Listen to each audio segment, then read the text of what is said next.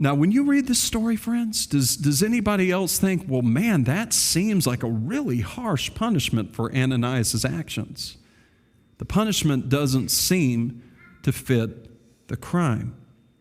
Now, we have to admit, this is one of those stories and parts of the Bible that we have a hard time accepting with our modern American sensibilities.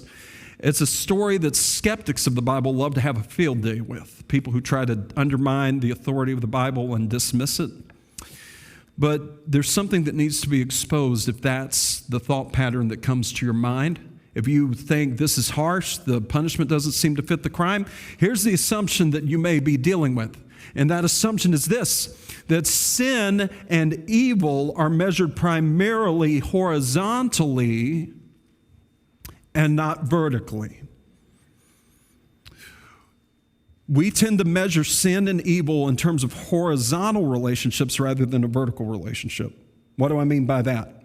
We tend to measure sin in terms of how it affects other people, other human beings. What does it do to other people? And certainly that is an aspect of it. But the core aspect of evil is not primarily horizontal, it's primarily vertical. In terms of how does it affect our relationship with God? Does it go against His will? Does it go against His glory? Does it go against His commands? That's the foundational aspect of evil before it has to do with how it affects other people. And because of that assumption, it's tempting to look at this account and think, well, the punishment doesn't seem to fit the crime because they don't really harm anybody. I mean, yeah, lying isn't good, but they were still giving a good amount of money, possibly. Maybe they didn't give the full amount that they said they were giving, but they were still giving to the church to bless other people. So why is it so bad?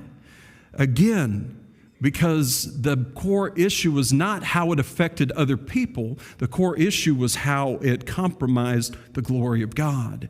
And they were lying, it says, to the Holy Spirit. The core issue was not that they kept back part of the land that they sold.